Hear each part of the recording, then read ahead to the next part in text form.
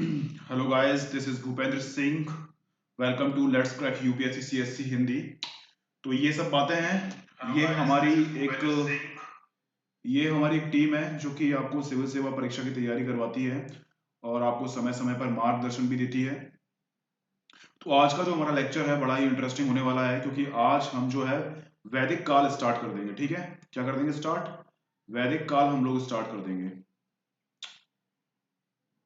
तो welcome to let's crack UPSC CSC Hindi.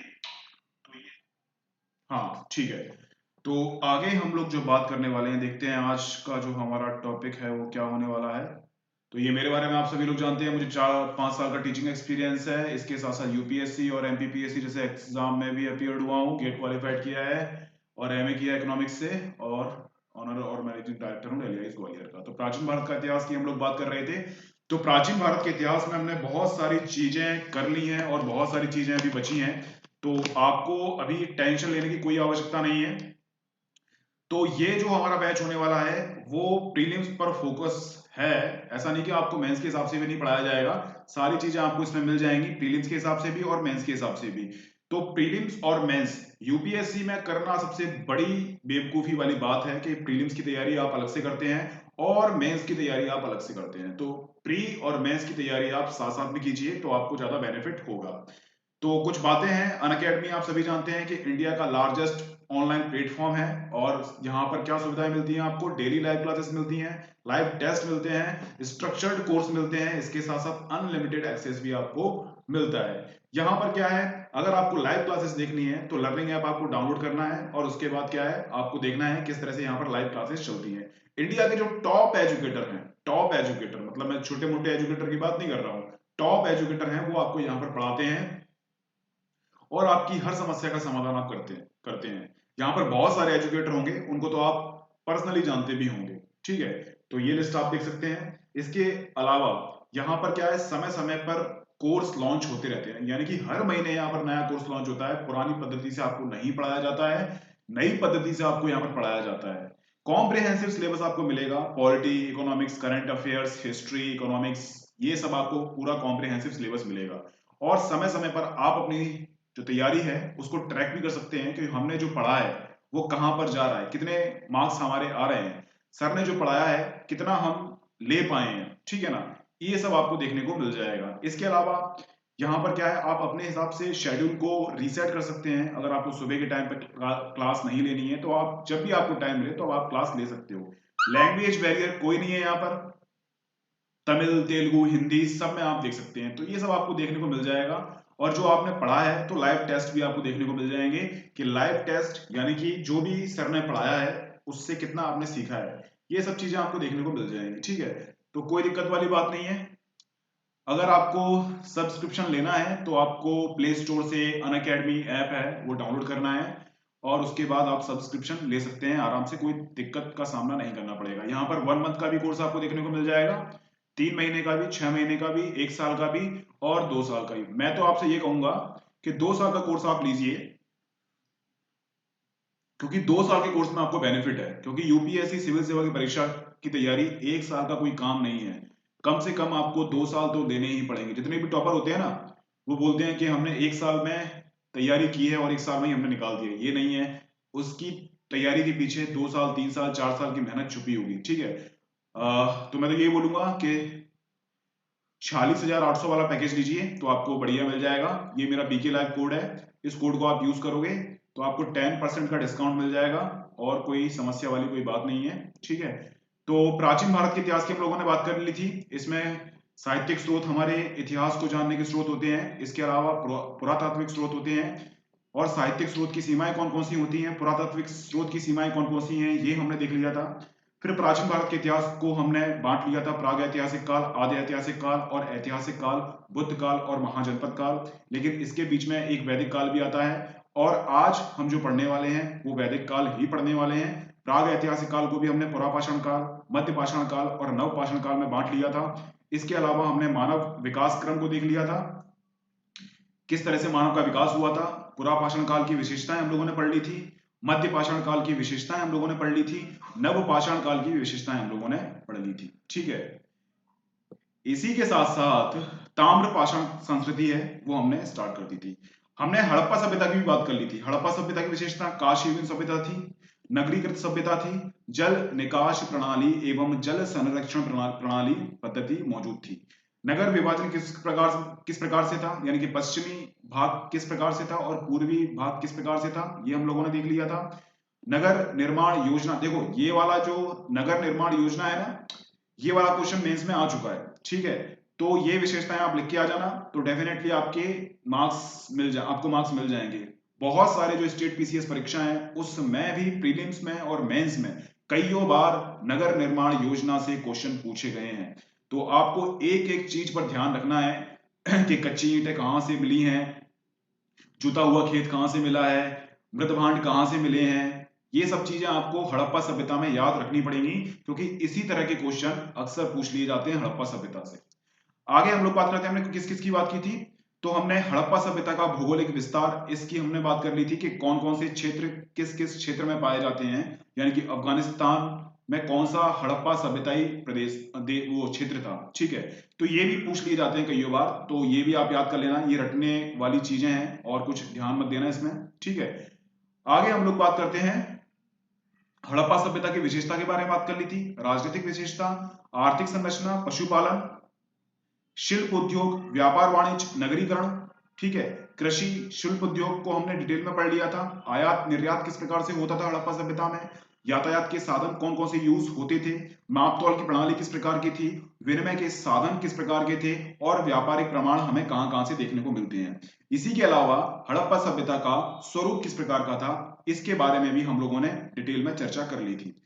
सामाजिक संरचना की हम लोगों ने बात कर ली थी कि किस प्रकार की वर्ण व्यवस्था वहां पर देखने को मिलती है। इसके अलावा दास प्रथा के बारे में भी हमने बात की थी। महिलाओं की स्थिति के बारे में हम लोगों ने बात की थी। इसके अलावा रहन सहन, खान पान, साज सज्जा हड़प्पा सभ्यता में किस प्रकार का था, इसके बारे में भी हम लोगों ने बात की थी। मनोरंजन के साधन, यानी कि मनोरंजन किस प्रकार से करते थे हड़प्पा कालीन सभ्यता के लोग, इसके बारे में भी हम लोगों ने चर्चा कर ली थी। अंत्येष्टि किस प्रकार का था। अब ये हम लोगों ने क्या है, ये जो हमने फ्लो डायग्राम में पढ़ा था ना, इसी को हमने भाषा के रूप में पढ़ लिया। कोई दिक्कत नहीं है सर। आपको आपको लैंग्वेज फ्लो डायग्राम के रूप में पढ़ा दिया और आपको लैंग्वेज के रूप में भी पढ़ा दिया, ठीक है। तो हम यहाँ अन्य तथ्य हैं इन लोगों, इसकी हम लोग बात कर रहे थे। तो हमने लिपि की बात कर ली थी, ठीक है, मोहरों की बात कर ली थी, धातु कला की हम लोगों ने बात कर ली थी, और मृण मूर्तियों की हम लोगों ने बात कर ली थी, ठीक है, इसके पहले के लेक्चर। और मैं रिक्वेस्ट करता हूं उन लोगों से जिन्होंने मेरे ये लेक्चर देखे नहीं है, तो प्लीज पहले ये लेक्चर देख लें, पहले वाले लेक्चर देख लें और उसके बाद ये लेक्चर देखें। देखो, आप कंटिन्यू लेक्चर देखोगे तो आपको फायदा मिलेगा। अगर आप बीच में से लेक्चर देखते हो तो आपको कोई फायदा नहीं मिलेगा। और ये जो नोट्स बनाए गए हैं, ये मान लो कि एनसीईआरटीज, बहुत सारी बुक्स और बहुत सारे जो नोट्स हैं उसको मिक्स करके बनाए गए हैं। तो आप ये हमेशा ध्यान रखना कि इसमें सारी चीजें इंपॉर्टेंट है, एक भी चीज आलतू फालतू की नहीं पढ़ाई गई है। प्रीलिम्स के दृष्टिकोण से भी बात करते हैं तो आपका एक भी क्वेश्चन नहीं छूटेगा अगर आपने दिमाग से पढ़ा होगा तो। अगर मेंस की क्वेश्चन की बात करते हैं तो मेंस के क्वेश्चन को भी आप बना के ले जाओगे आराम से, कोई दिक्कत नहीं आएगी, ठीक है ना। तो ये हम लोगों ने बात कर ली है। तो हम देखते हैं मनके के बारे में, देखते हैं हम, ठीक है। आज का जो हमारा, देखो एक चीज और आपको बता दूं मैं कि Bhupendra Singh Dinkar, Bhupendra, BHUPENDRA, BHUPENDRA, Bhupendra Singh Dinkar. Telegram पे सर्च करना है इसको, और सर्च करने के बाद आपको इसी चैनल पे पीडीएफ मिल जाएगी जो मैं आपको पढ़ा रहा हूं, ठीक है। बहुत सारे बच्चों ने ज्वाइन कर लिया है और आप भी इसको ज्वाइन कर लीजिए, ठीक है। तो आपको नोट्स भी मिल जाएंगे, कोई समस्या का सामना नहीं करना पड़ेगा। और एक बात और आप ध्यान रखना, सिलेबस में पूरा करवाऊंगा। पहले भी मैंने पढ़ाया है आपको, तो सिलेबस मैंने आपको पूरा करवाया है, बीच में से कुछ भी चीज नहीं छुड़वाई है मैंने आपको, समझ में आया, ठीक है। तो बीच में थोड़ा सा व्यस्त था मैं, मुझे और भी जगह क्लास लेनी थी, ठीक है। तो इसी वजह से मैं बीच में गायब हो गया था। अब थोड़ा सा 1 घंटे का टाइम निकाल के मैं वापस आया हूँ, तो 1 घंटे ही आपको पढ़ा पाऊंगा, और हो सका तो अप्रैल के बाद और भी क्लास मैं आपकी लूंगा, ठीक है। अभी फिलहाल प्लस पे मेरी क्लास नहीं चल रही है, यूट्यूब पे ही चल रही है, क्योंकि टाइम की थोड़ी कमी है। और एक बात ध्यान रखना कि जितने भी आपके दोस्त हैं उनको 7 बजे की टाइमिंग बता दीजिए आप, ठीक है। 7 बजे आपको आना है, 7 AM पे आपको आना है। देखो, सुबह सुबह आप आओगे, आपका माइंड रिफ्रेश रहेगा, और जो भी मैं आपको समझाऊंगा तो आसानी से आप समझ जाओगे, कोई समस्या का सामना आपको नहीं करना पड़ेगा। तो 7 AM आपको हमेशा याद करना है, ठीक है। 7 AM पे मुझे सबके सब मिल जाना। पुराने भी स्टूडेंट है काफी जिनको मैं जानता हूं पर्सनली, और कुछ नए स्टूडेंट भी हैं, ठीक है। जो नहीं जानते हैं वो भी पढ़ने आ जाए, और अपने आसपास के जो लोग हैं जो तैयारी कर रहे हैं उनको भी आप बता दें कि सर यहाँ पर पढ़ाते हैं, ठीक है। तो बहुत सारी, इतनी सारी चीजें आपको किसी ने नहीं पढ़ाई होगी जितना मैं आपको पढ़ा रहा हूँ। हाँ, तो हमने कल मृण मूर्तियों तक पढ़ लिया था, मृण मूर्तियों तक हमने पढ़ लिया था। तो हम आगे बात कर रहे हैं, आगे हम लोग चलो बात कर लेते हैं आगे, ठीक है। मनके के बारे में बात कर रहे हैं, भाई मन का क्या होता है, ठीक है। तो मनके बनाने का कारखाना चन्हूदड़ो में था, बहुमूल्य पत्थरों एवं सेल खड़ी से मनकों का निर्माण किया जाता था, ठीक है। तो ये आपको याद रखना है कि मनके बनाने का कारखाना था वो कहां पर था, चन्हूदड़ो में था। अब आप मुझे कमेंट बॉक्स में ये बता दो कि चन्हूदड़ो वर्तमान समय में किस स्थान पर स्थित है, किस राज्य में स्थित है, ये भी चल सकता है, बता दो आप, कोई दिक्कत नहीं है। तो चन्हूदड़ो में मनके बनाने का कारखाना था। और ये भी प्रश्न आपसे कई बार पूछ लिया जाएगा कि बताओ कि मनके बनाने का कारखाना हड़प्पा कालीन सभ्यता में किस क्षेत्र में स्थित था। इस तरह से क्वेश्चन बन जाएगा, और इस तरह से भी क्वेश्चन बन जाएगा कि चन्हूदड़ो है वो कहां पर स्थित है वर्तमान समय में। तो छोटे छोटे पॉइंट पर आपके क्वेश्चन बन जाते हैं, समझ में आया। इसलिए एक एक पॉइंट को आपको दिमाग में रखना है, ठीक है। इसके अलावा मनके बनाने के अलावा बहुमूल्य पत्थर एवं सेल खड़ी से मनकों का निर्माण किया जाता था, ठीक है। बहुमूल्य पत्थर यानी कि बहुत सारे बहुमूल्य पत्थर होते हैं, जैसे कि लाल, पीले, नीले, ठीक है ना, नीलम हुआ, हीरा हुआ, है ना, और भी बहुत सारे क्या नाम से पत्थर होते हैं, उनसे मनके का निर्माण करते थे। सेल खड़ी से भी मनकों का निर्माण करते थे, ठीक है ना। अब हम बात करते हैं वैज्ञानिक ज्ञान, यानी कि हड़प्पा कालीन सभ्यता के जो लोग हैं वो किस प्रकार के वैज्ञानिक ज्ञान से परिचित थे, ठीक है। तो हम बात करते हैं हड़प्पावासी लोग गणित से, धातु विज्ञान से, माप तौल की प्रणाली से, ग्रह नक्षत्र से, मौसम विज्ञान से जानकारी रखते थे। गणित की बात करते हैं तो गणित में ये मापन की प्रणाली का यूज करते थे। धातु विज्ञान की बात करते हैं तो धातु को गलाकर ये लोग कांसे का निर्माण किया करते थे। इससे हमें मालूम चलता है कि हड़प्पा कालीन के जो लोग हैं वो धातु गर्म की जानकारी रखते थे। माप तौल की प्रणाली में ये जो लोग हैं 8 के गुणक में सौदा करते थे, यानी कि 8 इंटू 1 बराबर हो गया 8, फिर 8 इंटू 2 यानी कि 16, यानी कि 8 16 32 के रूप में ये लोग क्या है हिसाब किताब करते थे। ग्रह नक्षत्र की बात करते हैं तो ग्रह नक्षत्र के बारे में भी इनको जानकारी थी। इनको ये मालूम था कि भाई किस तरह से जो सूर्य है वो क्या है, स्थिर है, और पृथ्वी जो है वो चक्कर लगाती है। हालांकि इसके फुल प्रूफ नहीं मिलते हैं कि ग्रह नक्षत्र के बारे में उनको पूर्ण जानकारी थी, लेकिन ये आंशिक सत्य है। मौसम विज्ञान के बारे में भी उनको पता था कि किस समय पर बारिश होती है, किस समय पर सूखा पड़ता है, और किस समय पर ठंड पड़ती है। तो उसके हिसाब से ये लोग कृषि किया करते थे, पशुपालन किया करते थे, ठीक है। इसके अलावा भवन निर्माण, ईंट निर्माण और धातु निर्माण अर्थात कांसे से निर्मित वस्तुएं भी इनके द्वारा इजाद की गई थी। आपको पता है कि भवन इनके किस प्रकार के रहा करते थे, जो पक्की ईंट है उनके उनके इनके भवन हुआ करते थे। यानी पहले ईंटों को पकाया जाता था और उसके बाद क्या है भवन का निर्माण किया जाता था। और भवन निर्माण हो रहे हैं ईंट से, तो ईंट निर्माण के उद्योग हैं वो भी यहाँ पर सम्मिलित होंगे।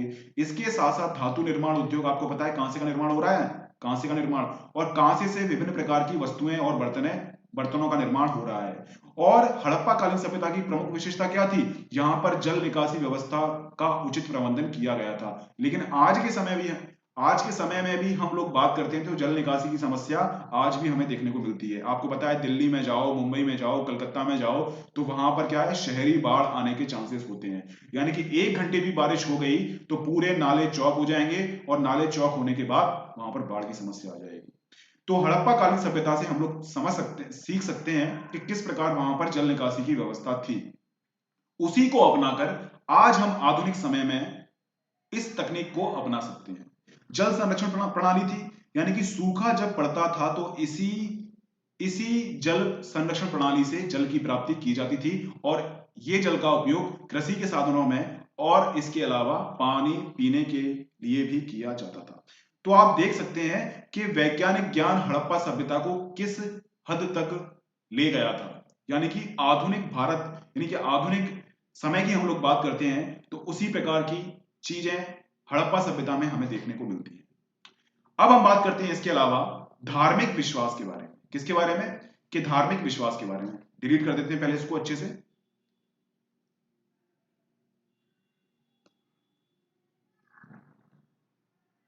डिलीट कर दिया। धार्मिक विश्वास के बारे में बात करते हैं कि हड़प्पा कालीन सभ्यता थी वो धर्म को मानती थी या फिर धर्मनिरपेक्ष सभ्यता थी। यह आपको याद रखना पड़ेगा कि हड़प्पा सभ्यता किस प्रकार की व्यवस्था थी। तो हम बात करते हैं हड़प्पा सभ्यता में मूर्ति पूजा प्रचलित थी। समझ में आया? मूर्ति पूजा प्रचलित थी। लेकिन जब वैदिक सभ्यता आई तो उसमें मूर्ति पूजा प्रचलित नहीं थी। और आप मुझे बता दो कि मूर्ति पूजा हड़प्पा सभ्यता के बाद किस समय स्टार्ट हुई थी। जैसे कि मैं एग्जांपल देता हूं, सातवाहन के समय में, या फिर मौर्य काल में, या फिर बुद्ध के समय में, या फिर जैन के समय में, या फिर शंकराचार्य के समय में। यह आपको बताना पड़ेगा। ठीक है, बताओ मुझे कमेंट बॉक्स में कि मूर्ति पूजा कब प्रचलित हुई थी। ठीक है, तो हम लोगों ने बात कर ली है हड़प्पा सभ्यता के बारे में। हम लोग बात कर रहे हैं तो पहली विशेषता यह है कि यहां पर मूर्ति पूजा प्रचलित थी किंतु मंदिर नहीं थे। अगर आपसे पूछ लिया जाए कि हड़प्पा कालीन सभ्यता के लोग मंदिर में पूजा करते थे तो मना कर देना कि भाई मंदिर में पूजा नहीं करते थे। अगर आप ये सोचो कि भाई मूर्तियां वहां पर मिलती थी तो मूर्तियां मिलेंगी तो कहां पर स्थापित करेंगे उसको मंदिर में स्थापित करेंगे। लेकिन ऐसा नहीं होता था। वहां पर विशेष तौर पर कोई भी मंदिर के साक्ष्य नहीं देखने को मिलते हैं। जहां पर अपवाद आपको देखने को मिलता है ना, क्वेश्चन वहीं से आपको देखने को मिल जाएंगे। ठीक है, तो मंदिर नहीं थी, इस बात को आप क्या है 5 स्टार लगा लो, यहीं से क्वेश्चन आपके बनने के चांसेस बन जाएंगे। ठीक है, और क्या है, मूर्तियां तो थी वहां पर, मूर्तियों के अलावा वहां पर क्या है, मातृ देवी की उपासना की जाती थी। मैंने आपको बताया था कि हड़प्पा कालीन सभ्यता के लोग मातृ सत्तात्मक देवी को मानते थे।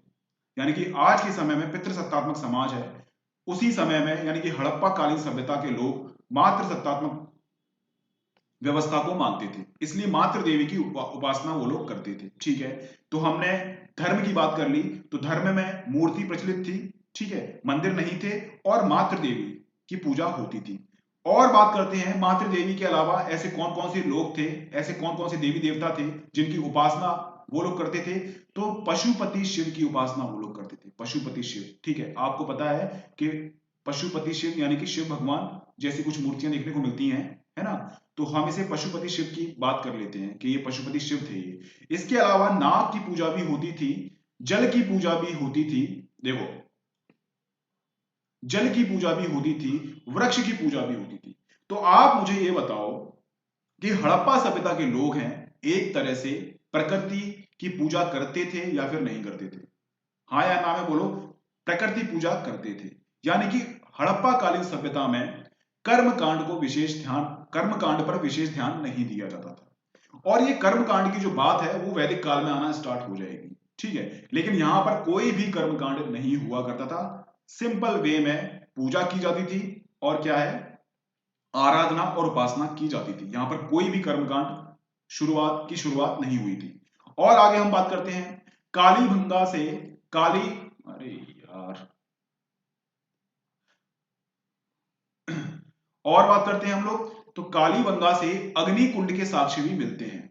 अब अग्निकुंड के साक्ष्य मिल रहे हैं, इससे हम क्या अवधारणा निकाल सकते हैं कि अग्निकुंड के साक्ष्य मिल रहे हैं तो सर जरूर यहां पर अग्नि की पूजा होती होगी। अग्नि की पूजा भी यहां पर हो रही है। आपको पता है कि वैदिक काल में भी अग्नि की पूजा होती थी, तो इस बात को आप समझ सकते हैं कि अग्नि तत्कालीन समय में कितनी इंपॉर्टेंट थी। आपको पता है अगर अग्नि नहीं होती तो जो मानव लोग हैं वो क्या है, अपना खाना भी ढंग से पका नहीं पाते। तो हर एक समाज में, हर एक धर्म में अग्नि को एक पवित्र स्थान दिया गया है। कोई भी ऐसा धर्म नहीं है जो अग्नि की पूजा नहीं करता हो। प्रत्यक्ष रूप से या फिर अप्रत्यक्ष रूप से अग्नि की पूजा वो लोग करते ही करते हैं। ठीक है, तो इसी प्रकार से हड़प्पा सभ्यता के लोग भी अग्नि की पूजा करते थे। तो अग्नि की पूजा भी एक तरह से प्राकृतिक पूजा के अंतर्गत आ जाएगी। इसी तरह से क्या है, एक मोहर पर बलि प्रथा प्रचलन के साक्ष्य मिलते हैं। यानी कि एक सिक्का मिला है, उस पर बलि प्रथा के कोई चित्र बने हुए हैं। इस सिक्के से हम समझ सकते हैं कि हड़प्पा कालीन सभ्यता के लोग बलि प्रथा को मानते थे, यानी कि मातृ देवी की जब उपासना करते थे तो वहां पर बलि प्रथा के भी साक्ष्य देखने को मिलते हैं। लेकिन ऐसा नहीं था कि पूरी हड़प्पा कालीन सभ्यता बलि प्रथा को मानती थी, कुछ क्षेत्रों में बलि प्रथा प्रचलित थी। इसके साथ साथ और क्या धार्मिक साक्ष्य हमें देखने को मिलते हैं? यह समाज जादू टोने एवं अंधविश्वास के प्रचलन को सूचित करता है। इसी तरह कब्र में मिली सामग्रियां उनके पारलौकिक जीवन में आस्था को सूचित करती हैं। तो एक विशेषता और है कि जादू टोना और अंधविश्वास को ये मानते थे कि भाई ये जादू कर दिया, वो कर दिया, अंधविश्वास यानी तांत्रिक तंत्र मंत्र, इन सब के साक्ष्य भी हमें देखने को मिलते हैं। तो एक तरह से हड़प्पा कालीन सभ्यता के जो लोग हैं वो शहरीकरण पर भी विशेष ध्यान देते थे, यानी कि एक औद्योगिक नगर भी था। इसके अलावा जो अन्य हड़प्पा कालीन छोटे छोटे जो राज्य थे उन पर अंधविश्वास भी हमें देखने को मिलता है। तो देखो, जिस प्रकार से आधुनिक समय में अगर हम शहर में रहते हैं तो शहर में आपको अंधविश्वास नहीं देखने को मिलेगा, अगर आप गांव में जाते हैं तो गांव में आपको अंधविश्वास देखने को मिल जाएगा। इसी प्रकार से हड़प्पा कालीन सभ्यता में जो गांव का इलाका था वहां पर आपको जादू टोने और अंधविश्वास के भी प्रचलन देखने को मिल जाएंगे। इसी तरह कब्र में मिली सामग्रियां उनके पारलौकिक जीवन में आस्था को सूचित करती हैं। इसका मतलब क्या समझ में आता है कि जिस प्रकार हम बोलते हैं कि हम जब मरेंगे तो हम क्या है, स्वर्ग में जाएंगे या फिर क्या है, नरक में जाएंगे या फिर नरक में जाएंगे, स्वर्ग में जाएंगे या फिर नरक में जाएंगे। अच्छे काम करोगे तो स्वर्ग में जाएंगे और गंदे काम करोगे, बेकार काम करोगे तो नरक में जाओगे। ठीक है, स्वर्ग और नरक की अवधारणा। इसी प्रकार से हड़प्पा कालीन सभ्यता के जो लोग हैं वो स्वर्ग नरक की अवधारणा को नहीं मानते थे। वो ये मानते थे कि भाई जब इसकी मौत होगी तो इसकी कब्र के साथ जो आवश्यकता की सामग्री है उसको रख दिया जाए। जैसे कि गहने रख दिए, अब गहने रखकर क्या है, थोड़ा सा बेच बाच के वो खा पी लेगा, है ना। ऐसे भी साक्ष्य देखने को मिलते हैं। कपड़े रख दिए कि भाई एक कपड़े गंदे हो जाएंगे तो दूसरा कपड़ा वो पहन लेगा, है ना। इसके साथ साथ उसके कुछ जो अमीर लोग हुआ करते थे तो उनके साथ साथ क्या है, दासों को भी दफना दिया जाता था। इसका मतलब क्या हुआ कि जब ये भाई मृत्यु के बाद जब इसका जीवन स्टार्ट होगा वापस, यानी कि आत्मा स्टार्ट होगी, तो दास की ये सेवा ले सकता है, यानी कि कोई भी काम दास से करवा सकता है। तो ऐसी चीजें भी कब्र में देखने को मिलती हैं। इसका मतलब निकलता क्या है? इसका मतलब ये निकलता है कि हड़प्पा कालीन जो लोग हैं वो पुनर्जन्म पर विश्वास रखते थे, पुनर्जन्म पर विश्वास रखते थे। समझ में आया? ठीक है, तो ये हम लोगों ने बात कर ली है, पुनर्जन्म में विश्वास रखते थे।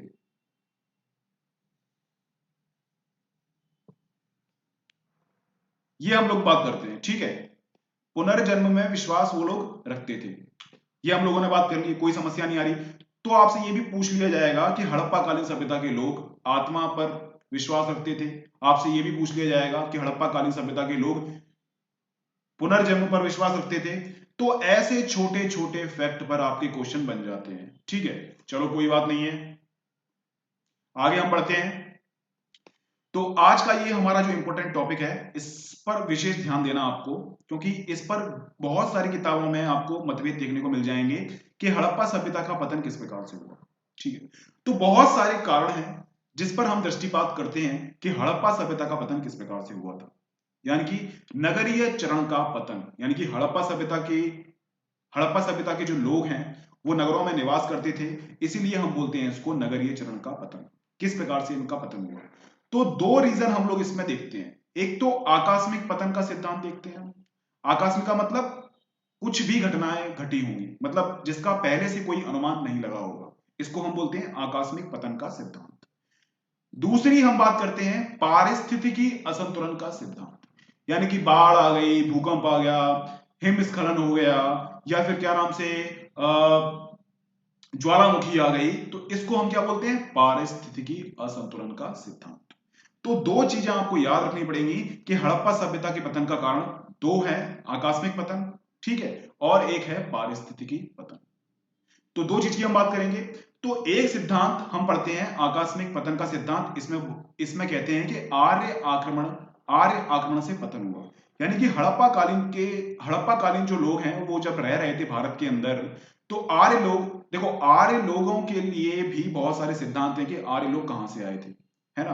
कोई बोलते हैं मध्य एशिया से आए थे, कोई बोलते हैं कि ये यूरोप से आए थे, कोई बोलते हैं आर्कटिक से आए थे। तो ये सिद्धांत भी हम लोग पढ़ेंगे कि आर्य लोग कहां से आए थे। इससे पहले हम लोग एक सिद्धांत पढ़ते हैं कि हड़प्पा कालीन सभ्यता के लोगों का जो पतन हुआ था वो आर्यों ने किया था। आर्यों ने उनका मारकाट किया और मारकाट करने के बाद उनका पतन हो गया, ऐसा एक सिद्धांत बोलता है, ये मैं नहीं बोलता हूं, ठीक है ना। तो ये सिद्धांत भी माना जाता है क्योंकि आर्य जो लोग हैं वो लोहे से परिचित थे, तो लोहे के उनके पास बड़े बड़े हथियार थे और आक्रमण में वो निपुण थे। तो आपको पता है कि संसाधन की दृष्टि से हड़प्पा कालीन सभ्यता जो है वो परिपूर्ण थी। तो हो सकता है कि संसाधन के लिए आर्यों ने इन लोगों पर आक्रमण किया हो और इनके जो संसाधन है उस पर क्या है कब्जा कर लिया हो और इनको भगा दिया हो या फिर मार दिया हो, कुछ भी काम किया हो।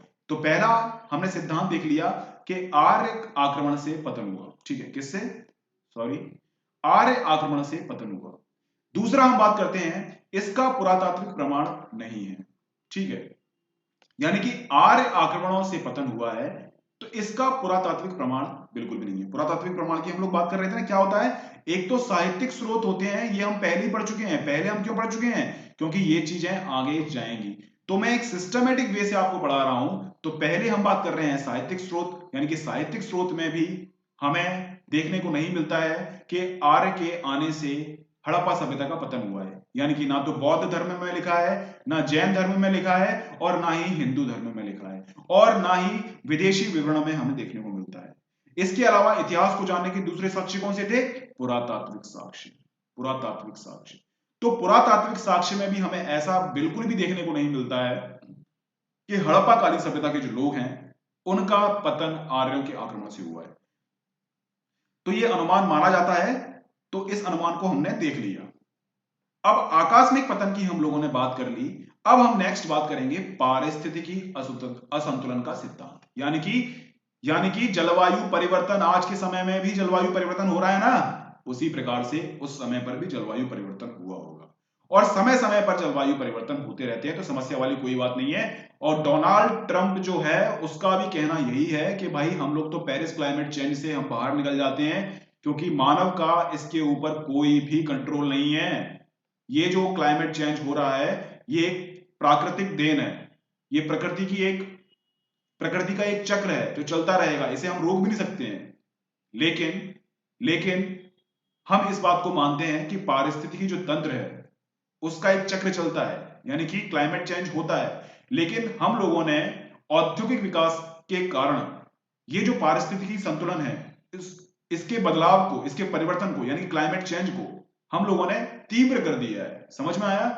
तो हो सकता है कि ये परिवर्तन 200 साल के बाद होते या फिर 500 साल के बाद होते, लेकिन औद्योगिक विकास के फलस्वरूप क्लाइमेट चेंज जो है वो बहुत जल्दी आ गया है ना।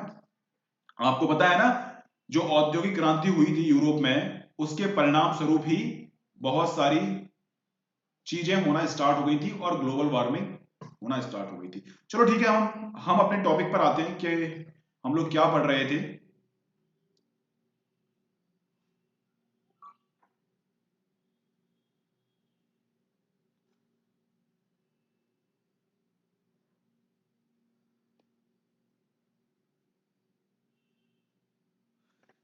ठीक है, तो हम लोग बात कर रहे हैं, देखो बाढ़ आई होगी या फिर सूखा आया होगा या फिर नदियों का मार्ग परिवर्तन हुआ होगा। देखो मैं आपको बता रहा हूं कि ये जो स्लाइड है वो थोड़ी सी पहले जैसी है ना, लेकिन इसके बाद जो देखो हम वैदिक काल पढ़ेंगे ना, देखो ये वैदिक काल में आपको स्लाइडें चेंज देखने को मिल जाएंगी। ये क्वेश्चन हम लेके आए हैं, सुनो, ये देखो वैदिक काल में ये स्लाइड चेंज हो जाएंगी, यहाँ पर ये जो चीजें हैं वो चेंज हो जाएंगी, ये कंटेंट नया है। समझ में आया। तो आपको कंटिन्यू पढ़ना है, ये कंटेंट नया है, इसको आपको दिखाना जरूरी था मुझे, ठीक है, लेकिन पहले की स्लाइड कुछ लिंक बनाती है इसीलिए मैं पहले उसको पढ़ा रहा हूं, ठीक है। तो टेंशन वाली कोई बात नहीं है, पहले के कंटेंट में थोड़ा सुधार हुआ है तो उसी को आप देखना।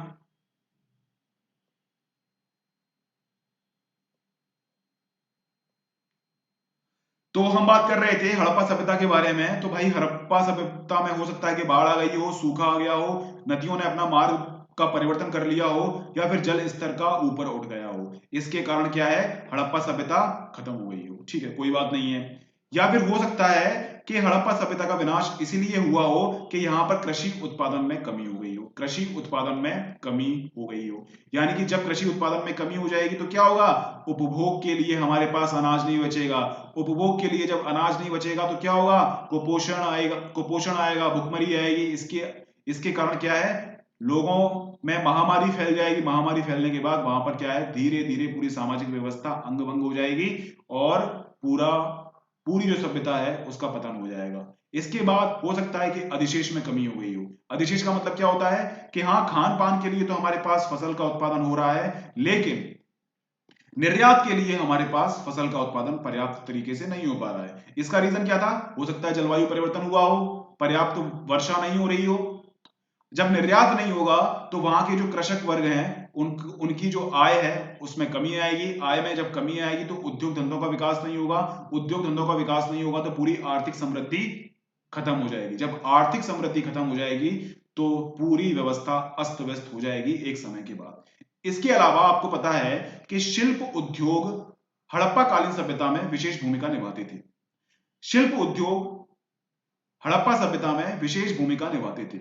अगर शिल्प उद्योग का ही विनाश हो गया हो तो फिर क्या होगा, वहां की सभ्यता भी खत्म हो जाएगी। जैसे हम बात करते हैं कि 1900 हम बात करते हैं कितने की, 1950 में हमारी आबादी 80% जो आबादी है वो किस पर निर्भर थी, वो कृषि पर निर्भर थी। कृषि अर्थव्यवस्था में अगर उतार चढ़ाव आता है तो हमारे पूरे देश को इसका नकारात्मक प्रभाव देखने को मिलता है। जैसे कुपोषण हो जाएगा, गरीबी आ जाएगी, बेरोजगारी बढ़ जाएगी। इसी प्रकार से हड़प्पा कालीन सभ्यता के जो लोग हैं उसमें शिल्प उद्योग का विशेष भूमिका थी। जब शिल्प उद्योग नष्ट हो जाएगा तो वहां की अर्थव्यवस्था अस्त व्यस्त हो जाएगी और शिल्प उद्योग जब खत्म हो जाएगा तो नगरों का पतन भी स्टार्ट हो जाएगा, क्योंकि नगर में आर्थिक क्रियाविधि होना बहुत जरूरी है। अगर आर्थिक क्रियाविधि नहीं होगी तो वही नगर खंडहरों में चेंज हो जाएंगे। तो हम लोगों ने बात कर ली है कि हड़प्पा सभ्यता का किस प्रकार से पतन हुआ था। आकस्मिक पतन हो सकता है, आर्यों का पतन हो सकता है, आर्य आए जिसके कारण क्या है, ये लोग खत्म हो गए हो, या फिर पारिस्थितिकी असंतुलन यानी कि क्लाइमेट चेंज हुआ हो, बाढ़ आ गई हो, सूखा, नदियों का मार्ग परिवर्तन हो गया हो, कृषि उत्पादन में कमी हो गई हो, या फिर अधिशेष में कमी हो गई हो, या फिर शिल्प उद्योग कमजोर हो गया हो, या फिर नगरों का पतन हो गया हो। ठीक है, ये हम लोगों ने बात कर ली, कोई बात नहीं है। आगे हम लोग बात करते हैं, इसी को अब हेडलाइन में हम लोग देख लेंगे नोट्स के रूप में।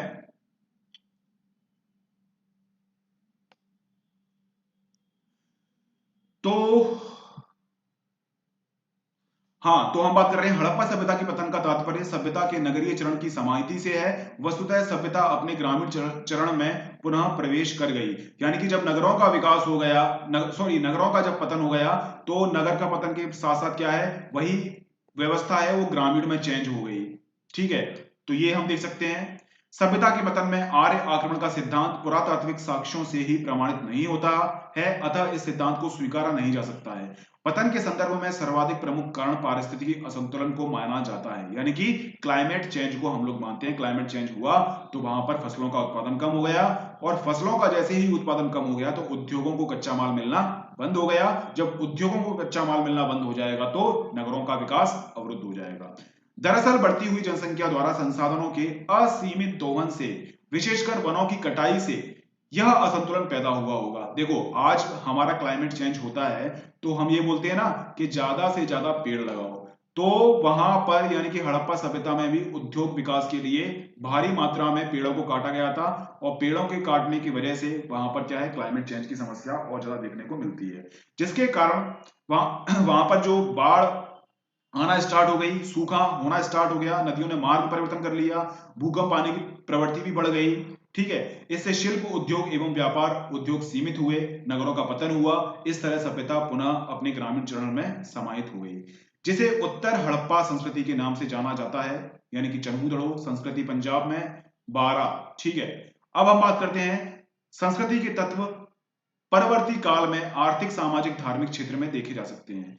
इस दृष्टि से हड़प्पा संस्कृति की निरंतरता देखी जा सकती है। वस्तुतः हड़प्पा संस्कृति के विविध पत्र वर्तमान भारतीय जनजीवन में भी देखे जा सकते हैं। हड़प्पा सभ्यता में मातृ देवी की उपासना उनके धार्मिक विश्वास का अंग है, जिसे वर्तमान भारत में भी विभिन्न क्षेत्रों में देखा जा सकता है। इसी तरह पशुपति, शिव की उपासना, नाग पूजा, जल पूजा, अग्नि पूजा की प्रवृत्ति आज भी मौजूद है। सिंधु सभ्यता के साक्ष्य से पता चलता है कि लोग योग आसनों से परिचित थे, जो वर्तमान में भी प्रचलित थी। देखो, ये योग आसन जो है पुष्यमित्र शुंग के समय पतंजलि ने विकसित किए थे, ठीक है, लेकिन हड़प्पा सभ्यता में भी ये देखने को मिलते हैं। इसके अलावा बात करते हैं, इसी तरह मोहनजोदड़ो से प्राप्त कांस्य निर्मित नर्तकी मूर्ति समाज में नृत्य गान परंपरा को सूचित करती है, जो वर्तमान में भी प्रचलित थी। इतना ही नहीं, समाज में स्त्री और पुरुष का आभूषण धारण करना, श्रृंगार पर स्त्रियों द्वारा बाल देना वर्तमान में भी मौजूद है। साथ ही ध्यान देना है, बल देना है, ठीक है। साथ ही कपास के उत्पादनों की निरंतरता भी मौजूद है। इस तरह हड़प्पा संस्कृति अपने समकालीन एवं विश्व के प्राचीन संस्कृतियों जैसे कि मेसोपोटामिया, यूनान की संस्कृति से भिन्न हो जाती है, क्योंकि इन प्राचीन संस्कृतियों के तत्व उनके समाज में निरंतरता के साथ नहीं रहे, जबकि हड़प्पा संस्कृति के तत्व भारतीय समाज में निरंतरता के साथ प्रचलित रहे। ठीक है, अब अपनी एक क्वेश्चन आती है,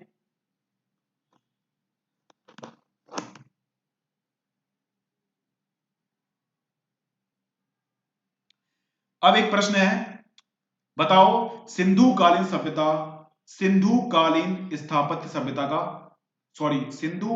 स्थापत्य कला का वर्णन कीजिए। ये क्वेश्चन है, किस प्रकार से आपको हल करना है ये मैं आपको बता रहा हूं। सबसे पहले आपको क्या करना है, सिंधु कालीन हड़प्पा कालीन स्थापत्य कला का परिचय लिख दो, परिचय आपको लिखना है। इसके बाद हड़प्पा कालीन स्थापत्य कला की प्रमुख विशेषताएं बता दो। ठीक है, पहले परिचय बता दो, उसके बाद स्थापत्य विशेषताएं बता दो, आपका आंसर है वो सही हो जाएगा। तो परिचय हम कैसे लिखेंगे इसमें, भारत में सर्वप्रथम हड़प्पा सभ्यता में सुव्यवस्थित स्थापत्य निर्माण के साक्ष्य मिलते हैं। आपको पता है किस तरह से वहां पर आपको सड़कें मिल रही हैं, किस प्रकार से नगर मिल रहे हैं, किस प्रकार से उद्योग मिल रहे हैं, है ना। हड़प्पा सभ्यता भारतीय संस्कृति की लंबी एवं वैविध्यपूर्ण कहानी का आरंभिक बिंदु है। भारतीय वास्तुकला के प्राचीनतम नमूने हड़प्पा, मोहनजोदड़ो, रोपड़ आदि से प्राप्त होते हैं। ठीक है, हड़प्पा पूर्व ग्रामीण संस्कृतियों को नगरीय सभ्यता बनने में 1000 वर्ष से अधिक का समय लगा। अतः हड़प्पा सभ्यता के स्थापत्य की प्रमुख विशेषताओं में इसकी नगर निर्माण योजना शामिल है। देखो, इस तरह से आपको क्वेश्चन की स्टार्टिंग करनी है। पहले आपको इंट्रोडक्शन आपको देना है। इंट्रोडक्शन देने के बाद आपको बॉडी पर आना है जो उसने पूछी है। अब हमारी जो बॉडी है वो क्या है, हमें लिखनी है विशेषता हमें लिखनी है। तो विशेषता हम लोग लिखेंगे। अब विशेषता में कौन कौन सी लिखेंगे, हम स्थापत्य कला की बात कर रहे हैं, तो स्थापत्य कला में कौन कौन सी चीजें आपको देखने को मिलेंगी, आपको नगर स्थापत्य योजना मिलेगी देखने को, इसकी विशेषताओं की बात करेंगे। इसके बाद ईंटों का संदर्भ की हम बात करेंगे, विशाल स्नानागार की हम लोग बात करेंगे, है ना। फिर हम वैदिक काल पे आ जाएंगे। समझ में आया। तो जल्दी से हम इस आंसर को देख लेते हैं किस प्रकार से हम लिखेंगे इसको। तो सबसे पहले हम लिखेंगे नगर स्थापत्य योजना। तो नगर स्थापत्य योजना की हम लोग विशेषताओं की बात कर लेंगे। तो हड़प्पा सभ्यता के समस्त नगर ग्रिड प्लानिंग के तहत बसाए गए थे, यानी कि आयताकार खंड में विभाजित नगर, जहां सड़कें एक दूसरे को समकोण पर काटती थी। मैंने आपको पढ़ाया था ना कि समकोण पर काटती थी, मतलब ऐसे बनाए जाते थे, यानी कि यहां पर घर मिल जाएंगे, यहां पर घर मिल जाएंगे, यहां घर मिल जाएंगे, इसी प्रकार से यहां मिल जाएंगे, यहां मिल जाएंगे, यहां मिल जाएंगे, बीच में सड़क है, और ये इसके जो मुख्य द्वार हैं वो सड़क की तरफ ना खुलकर इसके विपरीत दिशा में खुलते थे। ये मैंने आपको समझाया था। इसी प्रकार से घर यहां भी मिल जाएंगे, यहां भी मिल जाएंगे, ठीक है ना। तो आसानी से यातायात की समस्या का समाधान हो जाएगा। आगे हम लोग बात करते हैं भवनों में पक्की और निश्चित आकार की ईंटों के अलावा लकड़ी और पत्थर का भी प्रयोग होता था। यानी कि आज के समय में हम लोग अगर बात करते हैं तो आज के समय में आपको पता है कि ईंट का भी हम लोग इस्तेमाल करते हैं, स्टील का भी इस्तेमाल करते हैं, स्टील का भी, और बहुत सारी सामान का हम लोग इस्तेमाल करते हैं। तो हड़प्पा कालीन सभ्यता की हम लोग जब बात करते हैं तो हड़प्पा सभ्यता में भी ईंट के अलावा लकड़ी और पत्थर का भी इस्तेमाल हम लोग करते थे। तो ईंट का इस्तेमाल तो पूरा स्ट्रक्चर बनाने में वो लोग करते थे घर का, और पत्थर का इस्तेमाल वो लोग हो सकता है कि फर्श के रूप में करते हो, और लकड़ी का इस्तेमाल वो एक तरह से बालकनी यानी खिड़की होता है उसमें वो कर सकते हैं। ये हम लोगों ने देख लिया। आगे हम लोग बात कर रहे हैं बरामदा घरों के नीचे बीचों बीच बनाया जाता था। ठीक है, तो बरामदा, बरामदा क्या होता है, यानी कि ये हमारा घर है, यहां पर कमरा हो गया, ये कमरा हो गया, ये कमरा हो गया, ये कमरा हो गया और ये कमरा हो गया, यहां पर हमारा बरामदा हो गया। तो जो भी सांस्कृतिक कार्यक्रम होते थे तो वो बरामदे में होते थे। ठीक है, और इसी प्रकार की आपको जो घर प्रणाली है वो आपको कहां मिल जाएगी, दक्षिण भारत में। दक्षिण भारत में भी इसी प्रकार के घर बनाए जाते हैं। इसके अलावा और विशेषता क्या थी, जल मल निकास व्यवस्था सिंधु सभ्यता की एक अद्वितीय विशेषता थी। ठीक है, ये हमारी बात हो गई जल मल निकास व्यवस्था, यानी कि जल की निकासी भी बहुत आसानी से थी और जो सीवरेज बनाया जाता था उसकी निकासी भी आराम से हो जाया करती थी, कोई समस्या वाली बात नहीं है इसमें। ठीक है, घर के गंदे पानी की निकासी के लिए ढकी हुई नालियां थी। देखो आज भी अगर हम बात कर लें ना तो नालियां आपको ढकी हुई नहीं मिलेंगी, आपको क्या है, खुली हुई नालियां मिलेंगी। और खुली हुई नालियां भी मिलेंगी ना तो खुली नालियों में क्या है कि आसपास दुकानें होंगी, तो ये दुकानें क्या है, अपना जो सामान है वो नालियों में फेंक देंगे, तो नालियां जाम हो जाएंगी। नालियां जाम होंगी तो बारिश होगी, और बारिश के समय जब पानी नालियों से बाहर प्रवाहित नहीं हो पाएगा तो ये नाली चौक होने से यहाँ पर शहरी बाढ़ की समस्या आ जाएगी। लेकिन यही यही चीजें जो है हड़प्पा कालीन सभ्यता को विशेषता प्रदान करती हैं। ठीक है, तो ढकी हुई नालियां थी, ढकी हुई नालियां होंगी तो वहां पर कचरा वचरा नालियों के अंदर नहीं जाएगा। जब नालियों के अंदर कचरा नहीं जाएगा तो आसानी से वहां पर जो फ्लो है पानी का बना रहेगा और वो आराम से सीवेज में चला जाएगा। आगे हम लोग बात करते हैं और विशेषता क्या है, हड़प्पा सभ्यता के नगरों में सभी प्रकार के भवन मिले हैं किंतु मंदिर का कोई स्पष्ट प्रमाण नहीं मिला है। ठीक है, तो सभी प्रकार के भवन यानी कि आपको मिल जाएंगे, प्रशासक वर्ग यानी कि सरकारी जो भवन होते हैं, सरकारी भवन भी आपको देखने को मिल जाएंगे, आपको नौकरशाहों के बंगले भी देखने को मिल जाएंगे, आपको जो आम आम जनता है, आम जनता के भी आपको घर देखने को मिल जाएंगे। ये सब आपको चीजें देखने को मिल जाएंगी हड़प्पा कालीन सभ्यता में। लेकिन एक विशेषता है, यहाँ पर मंदिर आपको देखने को नहीं मिलेंगे, मंदिर नहीं मिलेंगे। हालांकि मातृ देवी की पूजा होती थी लेकिन मंदिर आपको यहाँ देखने को नहीं मिलेंगे। ये हम लोगों ने बात कर ली। अब हम बात करते हैं स्थापत्य में ही हम लोग बात कर रहे हैं, तो स्थापत्य में ही हम लोग ईंटों के संदर्भ में हम लोग बात कर रहे हैं। ठीक है, किसके संदर्भ में, ईंटों के संदर्भ में हम लोग बात कर रहे हैं। तो हड़प्पा सभ्यता के लोगों ने पहली बार पक्की ईंटों का निर्माण किया जो सुडौल और हल्के रंग की थी तथा निश्चित अनुपात में होती थी। सुडौल का मतलब कठोर होती थी, कठोर होती थी, यानी आसानी से इसको तोड़ा नहीं जा सकता था। जब ईंटें कठोर होंगी तो क्या होगा, मकान भी कठोर यानी कि टफ यानी कि मजबूत बनेंगे, यानी कि प्राकृतिक आपदाओं का इन पर असर नहीं होगा। इसके अलावा हल्के रंग की थी और निश्चित अनुपात, ऐसा नहीं कि मतलब एक ईंट बड़ी छोटी हो गई और एक ईंट बड़ी हो गई, ऐसा नहीं, निश्चित आकार की ईंटें वहां देखने को मिलती हैं। यह विशेषता आपको बताती है कि ईंट के प्रॉपर उद्योग थे, यानी कि भट्टे थे वहां पर, है ना। ईंटों के आकार में समरूपता दिखाई देती है चाहे वह लोथल में बनी हो या फिर मोहनजोदड़ो में, यानी कि आपको पता है कि ईंट के बिना भवन नहीं बन पाएगा। तो ईंट उद्योग जो है वो एक विशेष भूमिका निभाता है किसमें, हड़प्पा सभ्यता में। तो हम लोगों ने नगर स्थापत्य के बारे में बात कर ली और हमने बात कर ली ईंट स्थापत्य के बारे में। और हड़प्पा सभ्यता की तीसरी विशेषता कौन सी है, ये है विशाल स्नानागार। ठीक है, विशाल स्नानागार को हड़प्पा सभ्यता की प्रमुख इमारतों में गिना जाता है। यह मोहनजोदड़ो के गढ़ी क्षेत्र से प्राप्त हुआ है। तो विशाल स्नानागार का भी एक महत्वपूर्ण स्थान है। स्नानागार को इस्तेमाल किया जाता था किसके रूप में, धार्मिक कार्य के रूप में, या फिर स्नानागार का इस्तेमाल किया जाता था जब बारिश नहीं हो रही है यानी कि वर्षा कम हो रही है, तो वर्षा की कमी के कारण जल की आपूर्ति करने के लिए इसी स्नानागार में से पानी का इस्तेमाल हो सकता था, या फिर ये सिंचाई के लिए भी इसका इस्तेमाल हो सकता था। यानी कि विशाल स्नानागार है, स्नानागार का इस्तेमाल बहुउद्देशीय योजना के लिए किया जाता था। ठीक है, बात करते हैं, इसे परिसर इसलिए कहा गया क्योंकि इसमें स्नानागार के साथ 3 और बरामदा है, बरामदे पर ही कमरा है, सीढ़ी, तालाब और कुआं स्थित है। देखो परिसर की हम बात करते हैं, ऐसा नहीं है कि भाई एक खड्डा खोद के एक वो बना दिया टंकी टाइप की तो हम स्नानागार बोल रहे हैं, ऐसा नहीं है।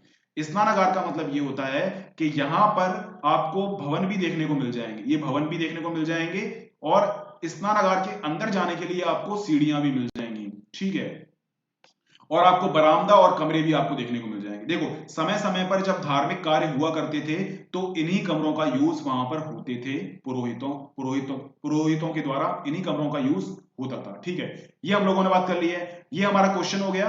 इस क्वेश्चन के बाद हम निष्कर्ष पर आते हैं। सिंधु सभ्यता की वास्तुकला अत्यंत विकसित थी, जिसने वर्तमान की नगरीय स्थापत्य कला को भी दिशा प्रदान की। देखो, आपके पास इतना टाइम नहीं है कि आप जो लोग हैं वो निष्कर्ष को बड़ा करते हैं। तो प्रस्तावना आपकी छोटी होना चाहिए, प्रस्तावना आपकी छोटी होना चाहिए और निष्कर्ष आपका छोटा होना चाहिए। ये स्टार्टिंग करने के लिए और एंड करने के लिए। अगर आप प्रस्तावना और निष्कर्ष नहीं लिखेंगे तो आपका जो आंसर है वो अधूरा माना जाएगा। ठीक है, तो ये हमने एक क्वेश्चन भी देख लिया किस प्रकार से क्वेश्चन आते हैं। अब हमारा जो टॉपिक है वैदिक काल, वैदिक काल पर हम लोग आते हैं और वैदिक काल की हम लोग बात करते हैं। ठीक है, कोई बात नहीं है।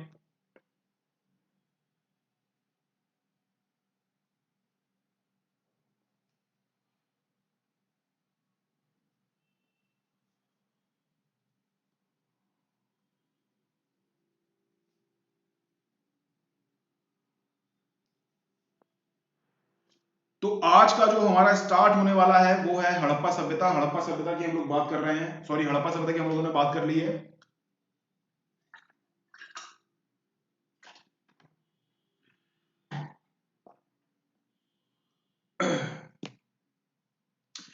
तो हम लोग बात कर रहे हैं वैदिक काल की। वैदिक काल की हम लोग बात कर रहे हैं, ये हमारा वैदिक काल स्टार्ट हो गया है। ठीक है, वैदिक काल हमारा स्टार्ट हो गया है 1500 से 600 बीसी, 1500 से 600 बीसी।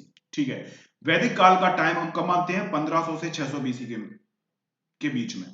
अब आप मुझे एक कष्ट करके एक चीज बता दीजिए कि हड़प्पा सभ्यता कितने साल पुरानी है। ठीक है, आप मुझे इसकी टाइमलाइन बता दीजिए अगर आपको थोड़ा बहुत याद हो तो। ठीक है, तो वैदिक काल को भी हम लोग दो भागों में डिवाइड करते हैं। एक तो हमारा ऋग्वैदिक काल है और एक है हमारा उत्तर वैदिक काल। ठीक है,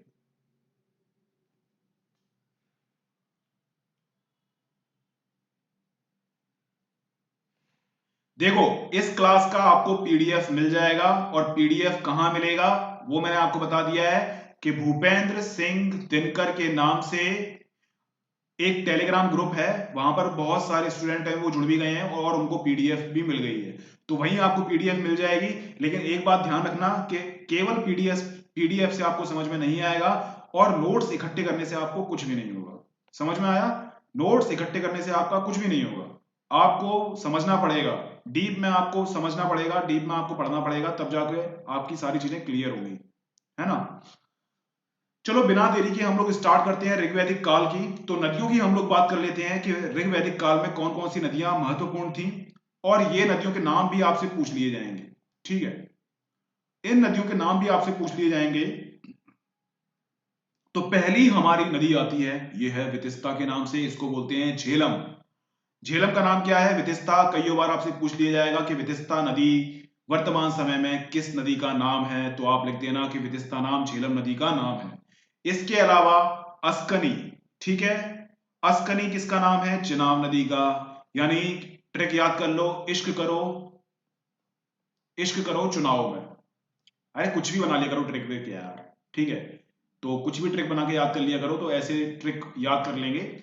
और एक है पारुष्णी नदी, वो नदी, इसे आज के समय में किस नाम से जानते हैं? रावी नदी के। ठीक है, तो हमने इसको कैसे याद किया था जब हम थे, जब पढ़ते थे, तो रावी जो लड़की है एक, उसमें पुरुष गुण की प्रधानता है, ऐसे हम लोगों ने याद कर लिया था। ठीक है,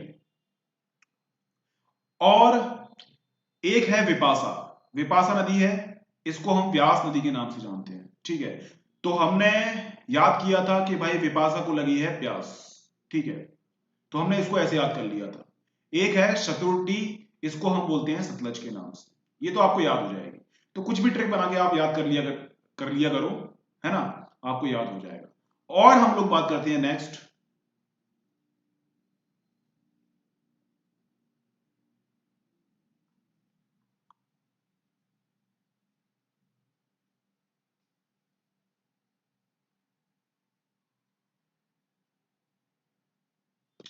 ठीक है, अब वैदिक काल में जो हमारे पर्वत हैं, पर्वत की हम लोग बात कर लेते हैं कि पर्वत किस तरह से, किस नाम से हम लोग जानते थे? आर्य हिमालय पर्वत से परिचित थे, इसलिए हिमालय पर्वत की मुंजवत पहाड़ी से सोम पौधे से सोमरस की प्राप्ति करते थे। ठीक है, तो हिमालय से परिचित थे और हिमालय के विभिन्न संसाधन हैं उनका भी वो लोग इस्तेमाल करते थे। इसी में से मुंजवत की जो पहाड़ी है उसमें सोम पौधे से सोमरस मिलता था।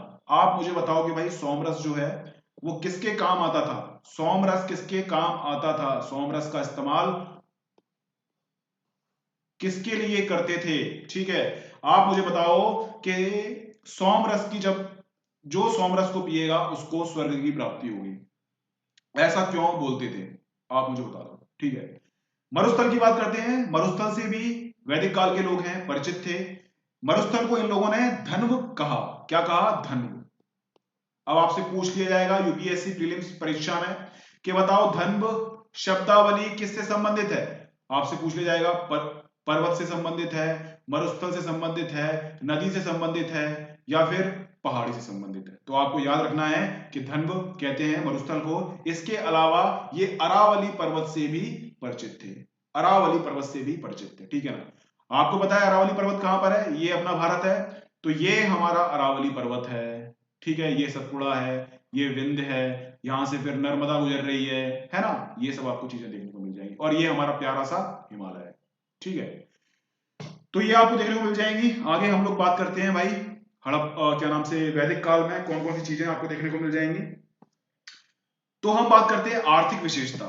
ठीक है, आर्थिक विशेषता ऋग्वैदिक काल की किस प्रकार की थी, उसके बाद हम उत्तर वैदिक काल करेंगे। तो ऋग्वैदिक काल ऋग्वैदिक काल पहले आया था, उसके बाद उत्तर वैदिक काल आया। तो ऋग्वैदिक काल की आर्थिक विशेषताएं कौन कौन सी हैं इसके बारे में हम लोग पढ़ लेंगे। ठीक है, चलो हम देखते हैं। आर्यों का प्राथमिक पैसा कृषि था, द्वितीयक पैसा था एकमात्र अनाज यव से वो परिचित थे। सॉरी सॉरी सॉरी, ये मिस प्रिंटिंग हो गई है। आर्यों का प्राथमिक पैसा कृषि था। ठीक है, द्वितीयक पैसा था इनका पशुपालन, द्वितीयक पैसा था पशुपालन। ठीक है, यानी कृषि इनका पहला था, द्वितीयक था पशुपालन, और ये केवल जौ से परिचित थे और इसको हम लोग यव नाम से जानते थे। तो आपसे पूछ लिया जाएगा कि ऋग्वैदिक काल के जो लोग हैं वो किस तरह के अनाज से परिचित थे, तो आपको ये याद होना चाहिए कि जौ से वो लोग परिचित थे। ठीक है, दूसरी विशेषता क्या है? दूसरी विशेषता आपको बताती है आर्यों के जीवन में गाय पशु का महत्व था, अतः जीवन से संबंधित शब्दावली भी इसी से जुड़े हुए थे। जैसे भैया हमें कुछ चीजें पसंद हैं, ठीक है, तो उसी से संबंधित शब्दावली हम लोग बना लेंगे। ठीक है, तो भाई देखो हर एक शब्दावली के नाम में आपको गा शब्द तो देखने को मिल जाएगा, तो आप समझ सकते हैं कि ऋग्वैदिक काल में जो गाय है वो कितनी महत्वपूर्ण पशु मानी जाती थी और संसाधन के रूप में भी गाय का इस्तेमाल होता था। यानी जिसके पास जितनी गाय है वो उतना ही अमीर आदमी है। तो गोप्ता, गोप्ता को हम बोलते हैं राजा। तो कैसे याद करोगे? गुप्ता है वो क्या है? राजा है। गुप्ता यानी राजा। आपका कोई दोस्त है गुप्ता, वो राजा बन गया। गविष्ठ, गविष्ठ को बोलते हैं हम युद्ध के नाम से। ठीक है, अघन्या को बोलते हैं हम प्रॉपर गाय। गोधुली को बोलते हैं हम समय। गव युवती को हम बोलते हैं दूरी। दुहिता को हम बोलते हैं पुत्री और गोहंता को हम बोलते हैं अतिथि। इस शब्दावली से आपको यह समझ में आ जाएगा कि उस समय पर गाय की कितनी महत्वपूर्ण जगह थी। समझ में आया? तो आपको ये शब्दावली भी याद करनी है। देखो एंशिएंट हिस्ट्री में और मीडिएवल हिस्ट्री में और पूरा मैं बताऊं आपको हिस्ट्री में कुछ चीजें तो आपको याद रखनी ही पड़ेंगी। ये शब्दावली आपसे डायरेक्ट पूछ ली जाएंगी, किसमें? आपको प्रारंभिक परीक्षा में। तो आपको समस्याओं का सामना करना पड़ सकता है, इसीलिए आपके लिए ये अच्छा है कि आप इसको याद कर लो। बात करते हैं हम नेक्स्ट उत्तर वैदिक काल की। सॉरी, पहले इसी की बात कर लेते हैं, पहले इसको खत्म कर लेते हैं पूरा। तो ऋग्वैदिक काल में कौन कौन से उद्योग थे? तो यहां पर रथ निर्माण उद्योग भी था, मृदभांड निर्माण उद्योग भी था और रस्सी निर्माण उद्योग भी था। ठीक है, हमने ये समझ लिया। तो हड़प्पा कालीन सभ्यता की हम लोग जब बात करते हैं तो हड़प्पा कालीन सभ्यता में रथ का इतना प्रयोग नहीं होता था। देखो हड़प्पा कालीन सभ्यता के जो लोग हैं, सिंधु घाटी सभ्यता के जो लोग हैं, वो शांति प्रिय व्यवस्था पर विश्वास रखते थे। लेकिन जैसे ही आर्य लोग आए, आर्य लोग ने रथ के माध्यम से और लोहे के आविष्कार से इन लोगों ने आपस में युद्ध करना स्टार्ट कर दिया। ठीक है, तो युद्धों में रथ का बहुत उपयोग होता था, इसीलिए बहुत मात्रा में रथ का निर्माण होता था। तो रथ के यहां पर उद्योग देखने को मिल जाएंगे। इसके अलावा आपको पता है कि दैनिक जीवन में हम बर्तन का इस्तेमाल तो करते ही हैं, भंडारण के लिए बर्तन का इस्तेमाल करते हैं हम लोग, घरेलू कार्य के लिए बर्तन का इस्तेमाल करते हैं हम लोग, अतिथि आता है तो उसके लिए स्पेशल बर्तन का इस्तेमाल करते हैं। तो यहां पर यानी इस समय पर मृद भांड बर्तन भी देखने को आपको मिल जाएंगे, कोई समस्या की वाली बात नहीं है। इसी प्रकार से रस्सी निर्माण उद्योग भी आपको देखने को मिल जाएंगे, है ना।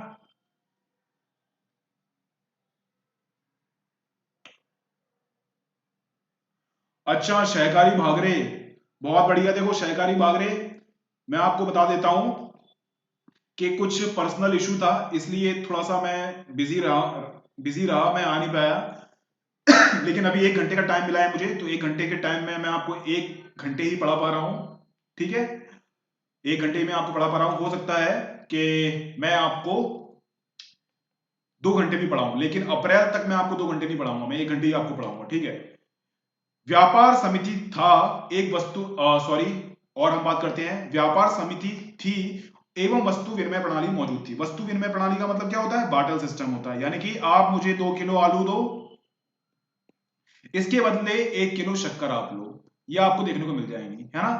तो ये आपको क्या है, विनिमय, वस्तु विनिमय, यानी कि वस्तु का विनिमय हो रहा है, यहां से आप एक वस्तु दे रहे हो और वहां से आप एक वस्तु ले रहे हो। ठीक है, इसके अलावा सूदखोरी ब्याज की अवधारणा मौजूद थी, यानी कि जब मान लो किसान को पैसे की आवश्यकता होती थी तो किसान किसके पास जाएगा, साहूकार के पास जाएगा। साहूकार के पास जाकर क्या करेगा, वो पैसे मांगेगा और साहूकार इससे ब्याज लेगा, ब्याज लेकर क्या करेगा, वो लाभ कमाएगा।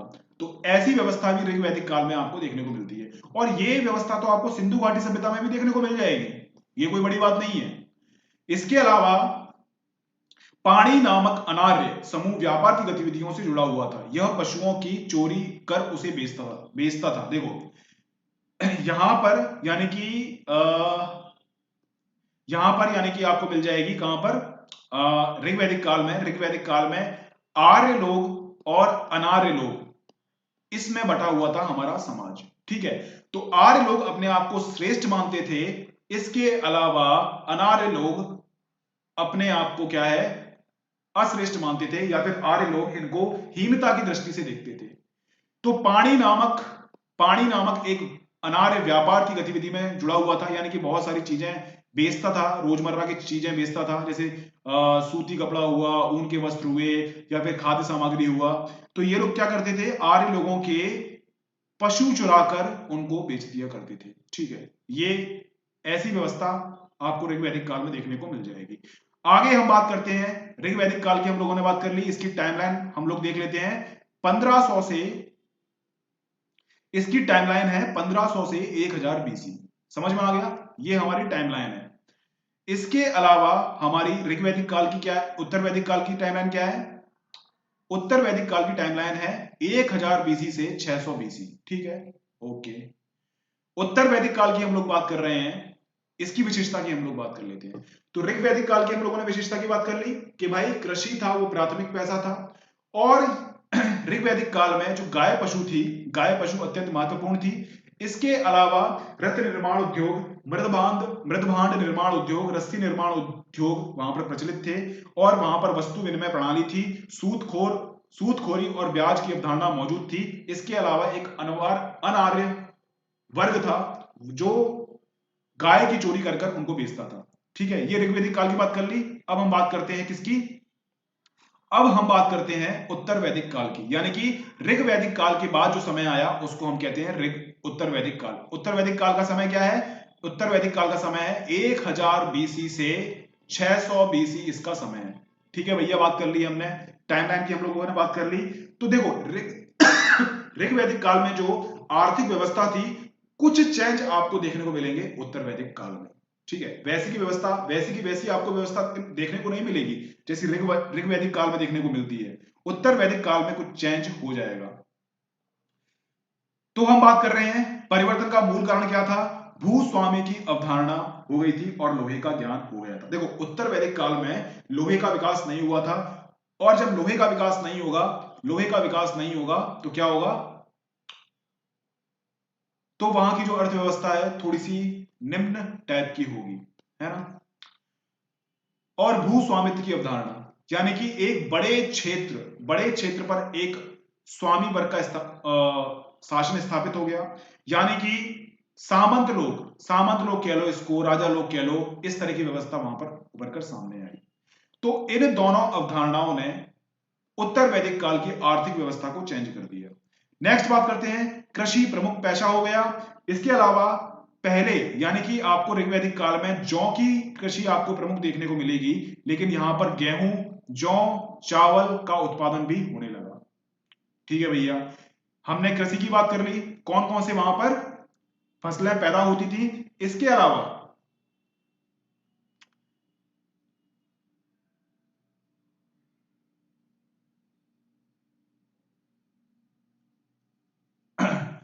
गेहूं, जौ, चावल का उत्पादन होने लगा। इसके अलावा लोहे का सर्वप्रथम प्रयोग योद्धा शास्त्रों के रूप में होना लगा। सॉरी, योद्धा शास्त्र नहीं है, युद्ध शास्त्र है, युद्ध शास्त्र है ये। तो लोहे का उपयोग किसके रूप में होने लगा, युद्ध शस्त्रों के रूप में होने लगा, यानी तलवारें बन गई, बर्छी बन गई, है ना, कवच बन गए। तो इस प्रकार से क्या है, ये चेंजेस आपको देखने को मिल जाएंगे। इसके अलावा शिल्प उद्योग में विविधता नहीं थी, यानी कि पहले वो रथ निर्माण था, मृदबांड निर्माण था, है ना, ये सब शिल्प उद्योग ऋग्वैदिक काल में भी थे, और ये शिल्प उद्योग उत्तर वैदिक काल में भी आपको देखने को मिलेंगे। और क्या चेंज नहीं हुआ, वहां पर वस्तु विनिमय प्रणाली भी मौजूद थी, यानी कि ऋग्वैदिक काल में भी वस्तु विनिमय प्रणाली थी, यानी कि एक वस्तु दो, आप हमें चावल दो, हम आपको शक्कर देंगे। इसी प्रकार की प्रणाली आपको उत्तर वैदिक काल में भी देखने को मिल जाएगी। अगर आपको अंतर की बात देखी जाए कि कौन कौन से अंतर देखने को मिलते हैं, तो इसमें दो प्रकार के अंतर आपको देखने को मिलेंगे कि राजा महाराज टाइप के लोग आना स्टार्ट हो गए थे, जिनका एक स्थायी क्षेत्र हुआ करता था, और लोहे का ज्ञान मिल गया इन लोगों को, और व्यापक रूप में लोहे का इस्तेमाल किया गया। देखो मैं आपको बताऊं कि ऋग्वैदिक काल में हम लोगों ने बात की थी, ऋग्वैदिक काल में हम लोगों ने बात की थी किसकी, रथ का निर्माण। रथ के निर्माण में केवल लकड़ी का इस्तेमाल होता था, पहले मैंने आपको लोहे का बोल दिया है, लेकिन रथ में लकड़ी का इस्तेमाल होता था। उत्तर वैदिक काल में इस्तेमाल होता था लोहे का व्यापक रूप से। ठीक है, ये हम लोगों ने बात कर ली है। तो आपसे अगर पूछा जाए कि ऋग्वैदिक काल और उत्तर वैदिक काल में क्या डिफरेंस है, तो आप डिफरेंस आप बता देना भाई, क्या डिफरेंस है। समानता क्या है, समानता भी आप बता दोगे, कोई दिक्कत वाली बात नहीं है।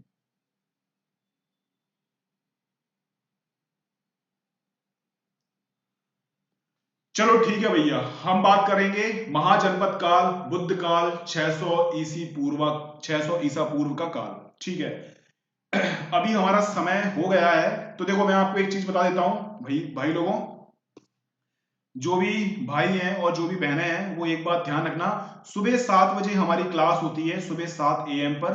तो सुबह 7 AM पर आप आ जाओ, 7 AM पर फ्रेश माइंड में हम लोग पढ़ेंगे।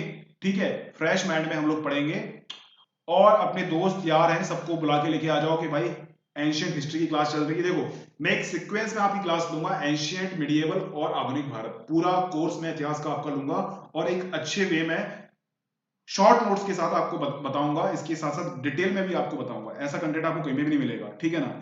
तो कल जो हम बात करेंगे, महाजनपद काल की बात करेंगे, बुद्ध काल की बात करेंगे, हम ऋग्वैदिक काल, उत्तर वैदिक काल और महाजनपद काल में डिफरेंस देखेंगे, कौन कौन सी प्रगति हुई। तो महाजनपद काल की हम लोग बात करेंगे, लोहे के प्रयोग की हम लोग बात करेंगे, राजनीतिक संरचना में, है ना, सामाजिक संरचना में लोहे का क्या प्रभाव पड़ा, अनुकूल भौगोलिक अवस्थितियां, यानी कि मगध साम्राज्य का उदय हम लोग स्टार्ट कर देंगे। ठीक है, जनसंख्या वृद्धि, सामाजिक गतिशीलता मौजूद थी, शासकों की भूमिका, हर्यक वंश स्टार्ट कर देंगे, शिशुनाग वंश, नंद वंश और मौर्य वंश। ठीक है, ये हम लोग कल के लेक्चर में देखना स्टार्ट कर देंगे। आज के लिए इतना ही, आप सभी लोगों का बहुत बहुत धन्यवाद सहयोग के लिए। कल फिर मिलते हैं 7 AM पे, और ध्यान रखना कि भूपेंद्र सिंह दिनकर के नाम से